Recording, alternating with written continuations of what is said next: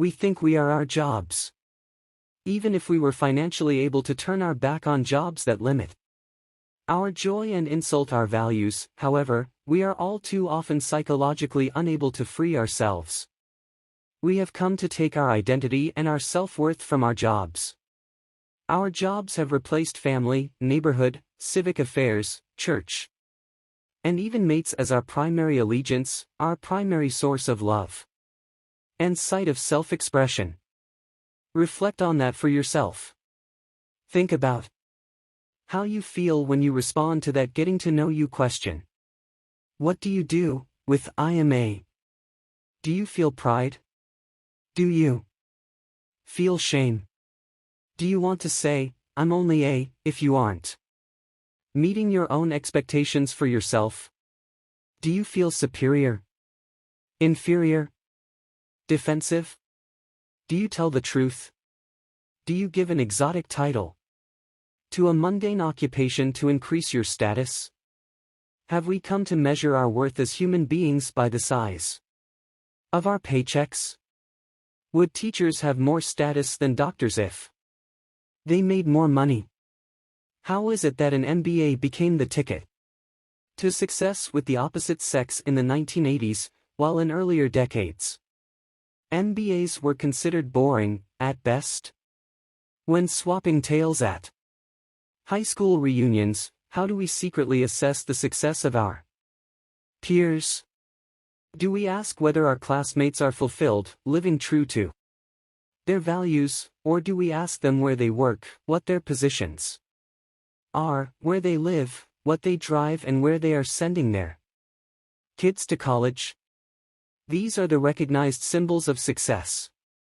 Along with racism and sexism, our society has a form of caste system based on what you do for money. We call that jobism, and it pervades our interactions with one another on the job, in social settings, and even at home. Why else would we consider housewives second-class citizens? The high cost of making a dime. Psychotherapist Douglas Labier documents this social disease in his book Modem Madness.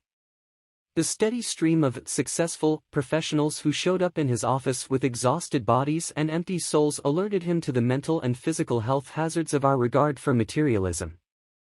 Labier found that focusing on money/position/success at the expense of personal fulfillment and meaning had led 60% of his sample of several hundred to suffer from depression, anxiety, and other job-related disorders, including the ubiquitous stress. Even though the official work week has been pegged at 40 hours. For nearly half a century, many professionals believe they must work overtime and weekends to keep up.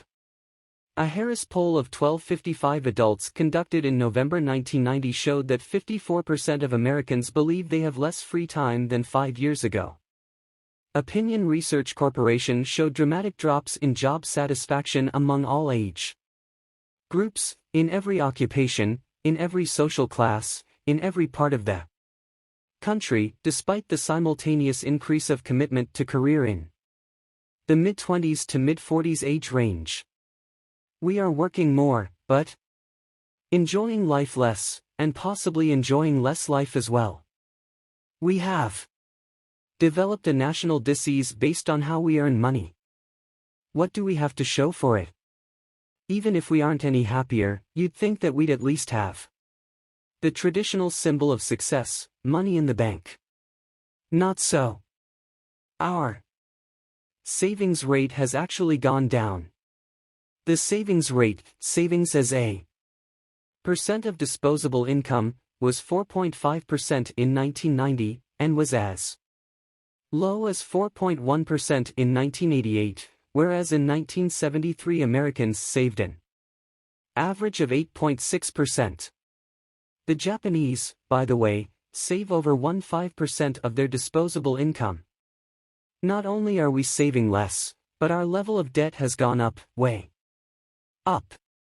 Consumer debt exceeded $735 billion in 1990, that's 42%. More than in 1985 and 146% more than in 1980. That's $3,000.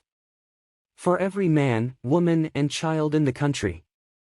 Every 8 seconds. A baby is welcomed into our society with a big "Howdy, you owe us $3,000, and that figure doesn't even count the newcomer's share of the national debt. You'd cry too. Debt is one of our main shackles. Our levels of debt and our lack of savings make the 9-to-5 routine mandatory. Between our mortgages, car financing, and credit card debts, we can't afford to quit. More and more Americans are ending up living in their cars or on the streets. And we're not talking just about poor people or the mentally ill. White-collar workers are the fastest-growing category of the jobless.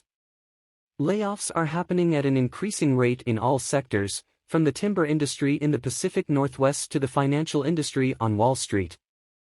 We make a dying at work so we can live it up on the weekend. Consider now the average American consumer spending his or her hard-earned money. Saturday. Take your clothes to the cleaners, your shoes to get rehealed, and your car to the service station to have the tires rotated and the funny noise checked out.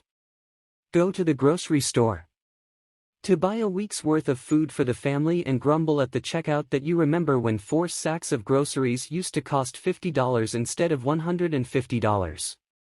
Sure, you could cut costs by clipping coupons and shopping sales, but who has time? Go to the mall to buy the book everyone in your support group is reading. Emerge with 2 books, a suit, half price on sale, with shoes to match, and a new personal manager loose-leaf notebook with a zipper and calculator, all paid for with a credit card. Home. Yard work. Oops, a trip to the nursery. 4 pruning shears. Come home with 2 flats of primroses and a lawn ornament and, oh yes, the pruning shears. Fiddle with the toaster that's burning every slice, even on the lightest setting. Fail to get it apart to find the problem, and fail to find the warranty. Go to the local hardware store to buy a new one. Come out with shelves and brackets for the den, color samples for painting the kitchen, and, oh yes, the toaster. Dinner out with your mate, leaving the kids with a sitter. Sunday morning. Pancakes for the whole family. Oops, no flour. To the grocery store for flour. Come home with frozen strawberries and blueberries for the pancakes, maple syrup, Sumatra coffee, and, oh yes, the flour. Take the family for a drive in the country. Buy gas. Drive. For 2 hours. Stop at a cute restaurant, paying for dinner with the credit card.